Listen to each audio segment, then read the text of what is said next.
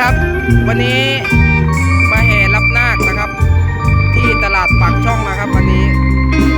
ให้ชมบรรยากาศนะครับของการอาบน้ำนาคนะครับให้กับเจ้านาคของเรานะครับ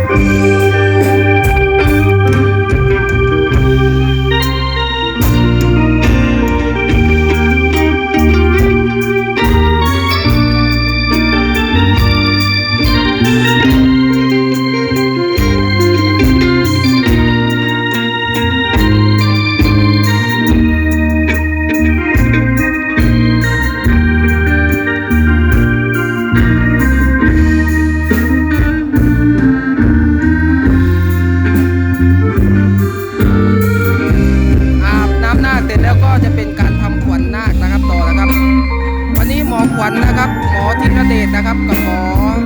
จันจิลานะครับราชครูนะครับวันนี้มาทำขวัญนาคที่นี่ครับ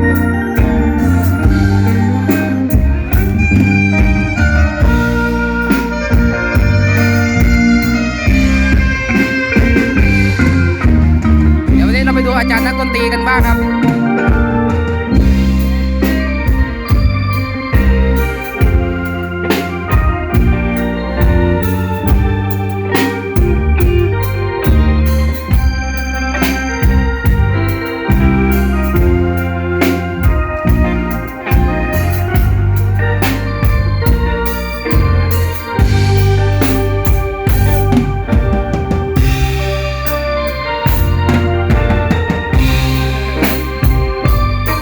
อยู่กับอาจารย์บอมนะครับวันนี้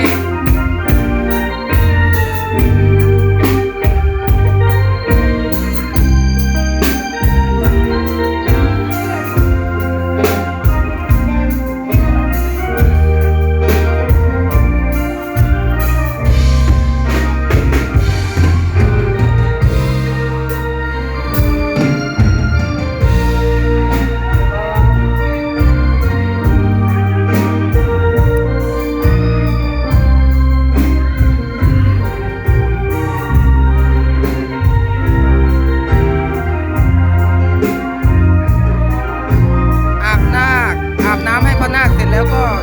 จะมาทำขวัญนาคนะครับ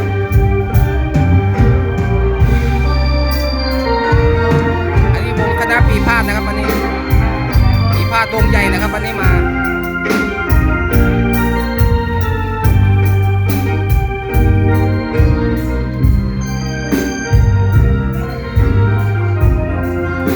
ใบสีสดสวยงามนะครับ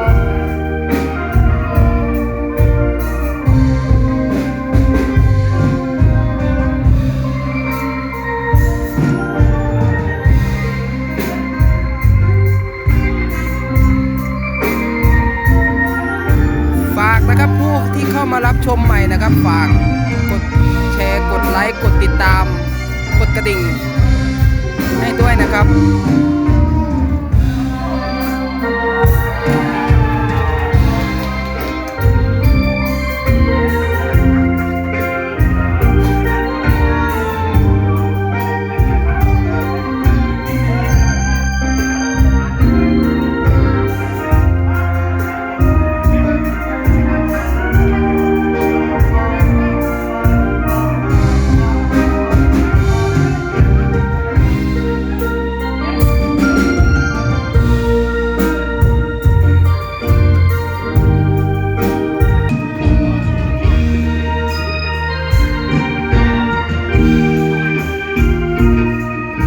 ทีมงานเครื่องเสียงนะครับ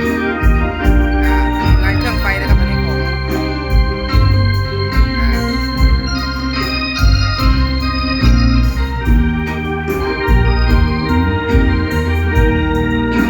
เดี๋ยวเราไปดูนะครับอุปกรณ์ที่ใช้นะครับวันนี้ไม่มีอะไรบ้างนะครับ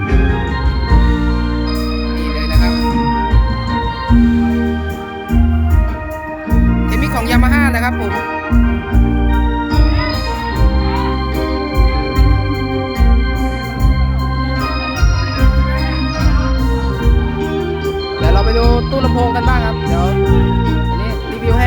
การหน่อยหนึ่งนะครับ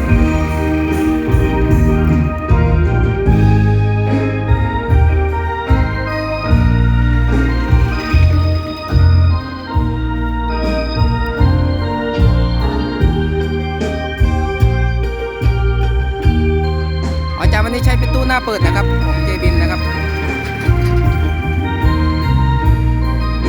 ไฟต้นมะพร้าวนะครับ1ต้นนะครับวันนี้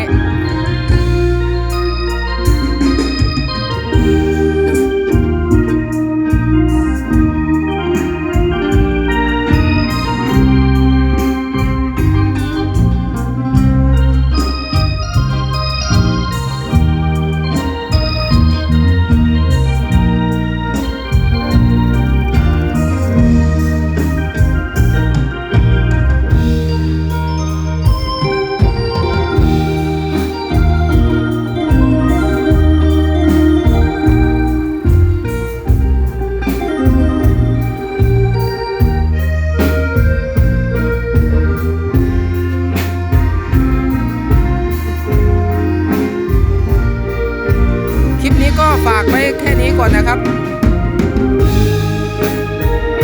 ขอบคุณนะครับสำหรับทุกซับทุกการติดตามนะครับและฝากผู้เข้าที่มารับชมใหม่นะครับฝากนิดนึงนะครับฝากกดติดตามให้หน่อยนะครับเพื่อเป็นกำลังใจทางช่องนะครับเพื่อจะได้ทำคลิปดีๆออกมาอีกครั้งหนึ่งนะครับเดี๋ยวคลิปต่อไปก็จะเป็นงานแห่วันพรุ่งนี้นะครับเดี๋ยวจะเอาลง